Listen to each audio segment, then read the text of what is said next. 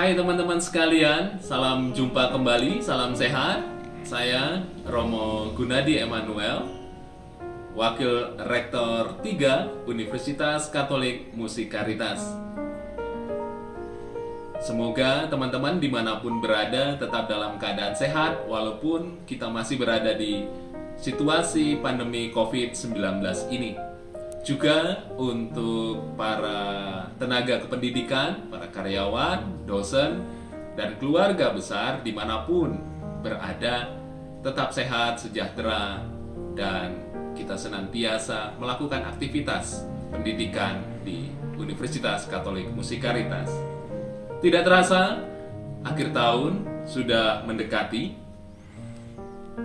dan tentu menjadi sebuah tradisi indah, baik, dan tentu menyemangati kita sekalian dari paduan suara mahasiswa Unika Musikaritas akan kembali mengadakan konser virtual PSM Pujian Akhir Tahun di 2021 ini. Mereka akan mengangkat tema Yesus Sahabat Kita. Sebuah ungkapan bahwa Tuhan tidak pernah meninggalkan kita dalam situasi keadaan apapun. Tuhan selalu menyertai perjalanan hidup kita. Juga ketika kita di masa pandemik ini tetap harus melangkah dengan penuh semangat mempersiapkan masa depan kita. Semoga dengan konser yang mereka adakan ini, teman-teman tergugah tidak hanya dalam studi, tetapi melampaui tantangan di masa pandemik ini.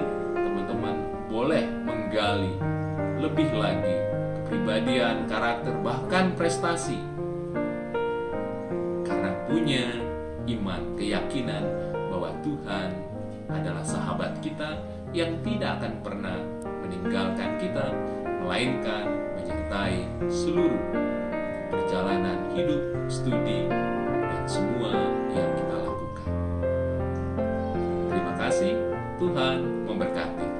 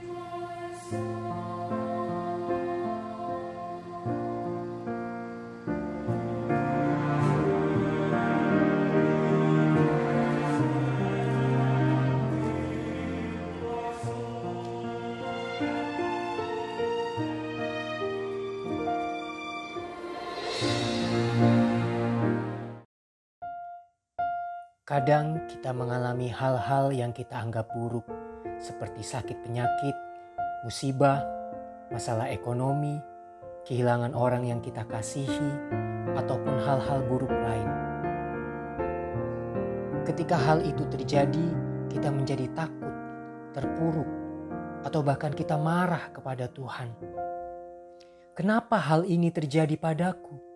Di mana Tuhan? Kenapa Dia tidak menjawab doaku? Saat-saat seperti itu, iman kita guncang, pengharapan kita hilang. Kalau memang Tuhan itu Maha Kuasa dan Maha Baik, mengapa Dia membiarkan hal-hal buruk boleh terjadi? Itulah pikiran manusiawi kita yang terbatas. Kita tidak bisa memahami kehendak Tuhan, terutama ketika kehendaknya berbeda dengan yang kita inginkan. Firman Tuhan berkata, Allah turut bekerja dalam segala sesuatu untuk mendatangkan kebaikan bagi mereka yang mengasihi Dia. Firman tersebut mengatakan dalam segala sesuatu, yang berarti bukan hanya dalam hal-hal baik, tetapi juga dalam hal-hal yang menurut kita buruk. Sebenarnya, di mata Tuhan tidak ada yang buruk. Tuhan melihat segala ciptaannya itu baik. Kita menilai sesuatu sebagai baik atau buruk karena keterbatasan kita sebagai manusia yang tidak bisa melihat rancangan Tuhan secara utuh. Rancangan Tuhan adalah mendatangkan kebaikan bagi kita yang sangat Dia sayangi. Rancangan kebaikan Tuhan terutama kita lihat melalui Yesus. Yesus yang adalah Tuhan rela menjadi manusia seperti kita. Bahkan bukan hanya menjadi manusia, tetapi sampai mengorbankan dirinya demi keselamatan kita. Karena Tuhan tahu, tanpa pencurahan darahnya di salib, kita tidak bisa terlepas dari belenggu dosa. Kita tidak bisa kembali kepada Tuhan. Dosa itulah yang bisa membuat iblis mendatangkan hal-hal yang buruk kepada dunia, kepada kita. Namun, berkat kematian dan kebangkitan Kristus, dosa sudah dikalahkan dan kita sudah diangkat menjadi anak-anak-Nya. Dan seperti disabdakannya, adakah seorang daripadamu yang memberi batu kepada anaknya jika ia meminta roti, atau memberi ular jika ia meminta ikan? Jadi, jika kamu yang jahat tahu memberi pemberian yang baik kepada anak-anakmu, apalagi Bapamu yang di sorga, Ia akan memberikan yang baik kepada mereka yang meminta kepadanya. Kiranya sabda tadi menjadi peneguhan bagi kita, terutama ketika kita melihat sesuatu yang buruk terjadi pada kita. Tuhan adalah Bapa yang baik. Dia pasti memberikan yang baik kepada kita, walaupun kita tidak atau belum bisa melihat kebaikan dalam hal itu. Imanilah, ketika hal buruk terjadi, itu adalah kehendak Tuhan, atau paling tidak Tuhan membiarkan hal itu terjadi karena akan mendatangkan kebaikan bagi kita.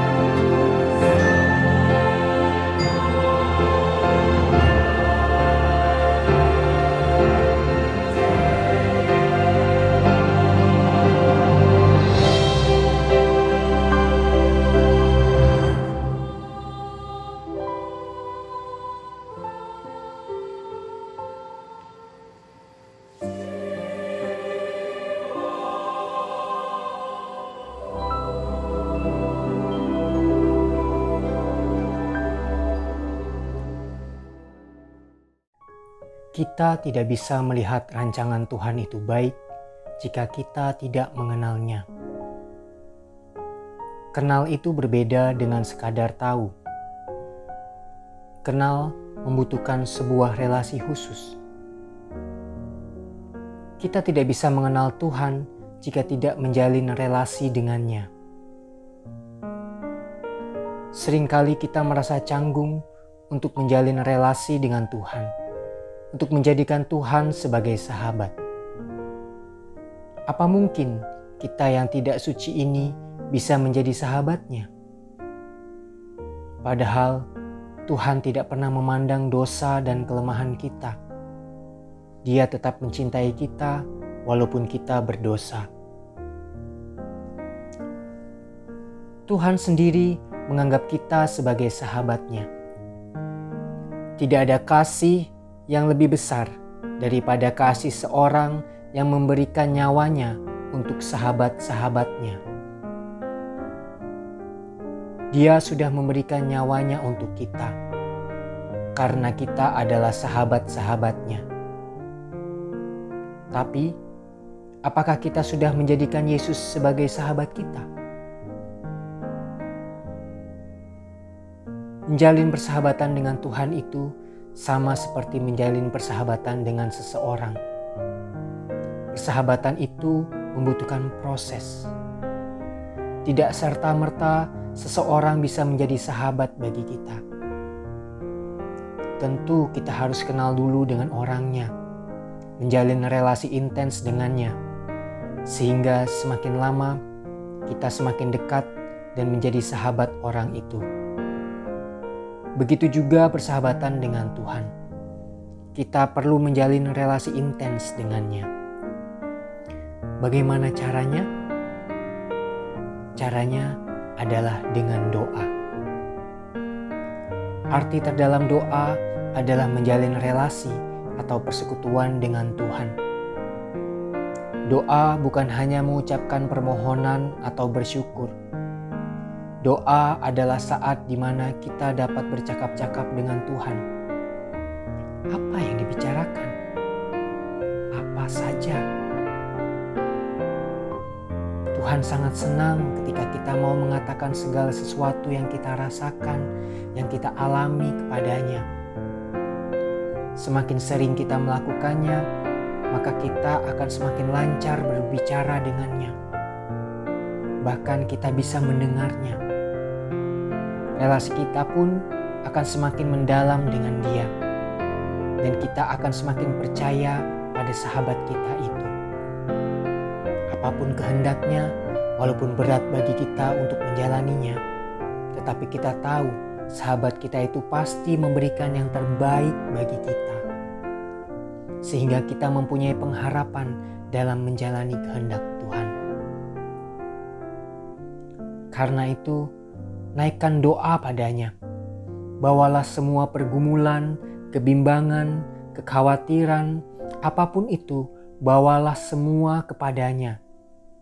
Mohonlah rahmat supaya kita bisa tekun berdoa padanya dan menjalin relasi yang semakin dalam dengan Dia.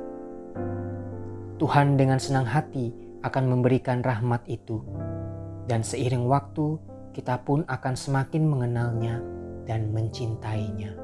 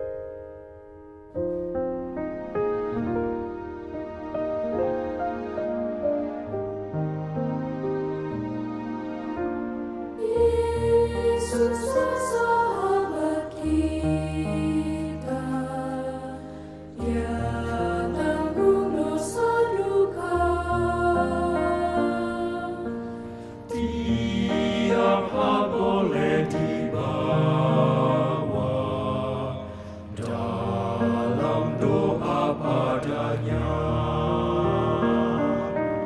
Oh, betapa ramainya, oh, bebannya percuma. Bila tak serahkan diri dalam doa padanya.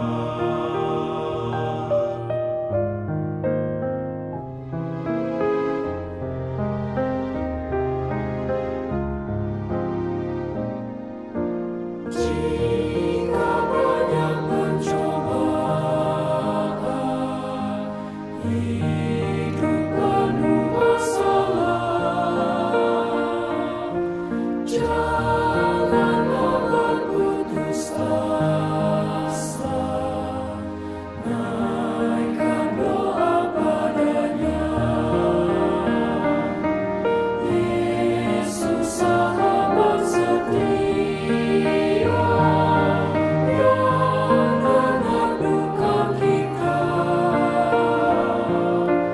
Dia tahu kelemahanmu, naikkan doa padanya.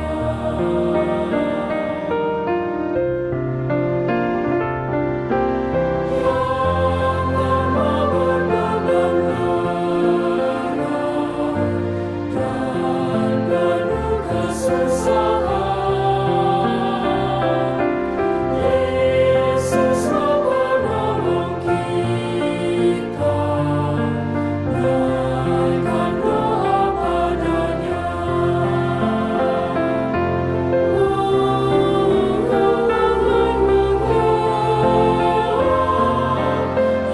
Yesus sahabat kekal, lengannya melindungimu dan memberi penghiburan. Naikkan doa padanya. Yesuslah sahabat, ya sahabat, ya sahabat kita.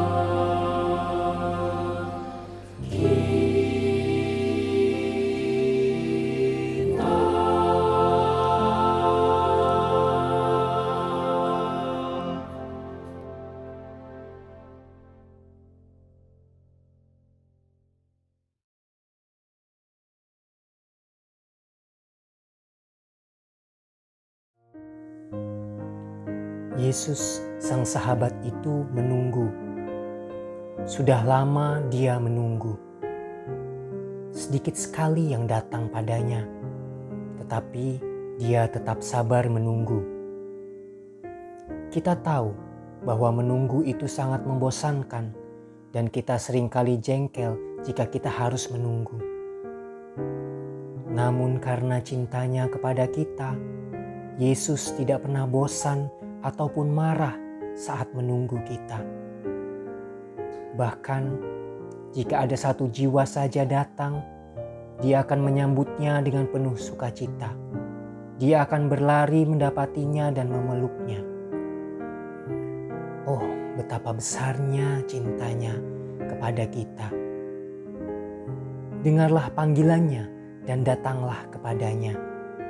Jangan biarkan dia menunggu terlalu lama. Datanglah, maka kau akan tahu betapa dia mencintaimu. Dia mencintaimu tanpa memandang apakah kau baik atau tidak. Dia mencintaimu apa adanya engkau. Datanglah, dia sedang menunggumu.